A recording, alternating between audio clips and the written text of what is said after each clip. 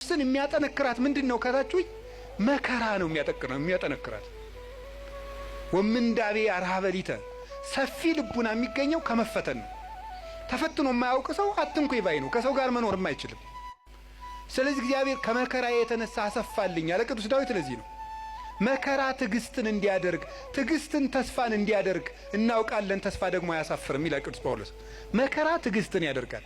ትዕግስት እንድናገኝ ብርቱ እንድንሆን የሰው ልጅ እንደ አትክልት ነው። አረጋዊ መንፈሳዊ እንደሚናገረው አትክልት በፀሐይ ብቻ ማደግ አይችልም፣ ይደርቃል። በዝናብ ብቻ ማደግ አይችልም፣ ሽባ ይሆናል። ስለዚህ ዝናቡ ያበቅልና ያሳድገዋል፣ ፀሐዩ ያበስለውና እንዲያፈራ ያደርጋል። ስለዚህ ሐሩሩን መከራ አድርጉት፣ ዝናቡን ደግሞ የእግዚአብሔርን ቸርነት አድርጉት። ሰው ሁልጊዜ ቸርነቱን ብቻ ቢያደርግለት መከራ ሳይመጣበት ብቻ ቢጠብቀው የሰው ልጅ ልፍስፍስ ይሆናል፣ ሰነፍ ይሆናል።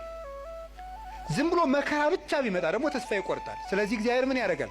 ሰው አትክልት ነውና አትክልቱን ለማሳደግ ከመከራውም ጥቂት ጥበቃውንም ሳያቋርጥ ሁለቱንም እንዲፈራረቁ ያደርጋል።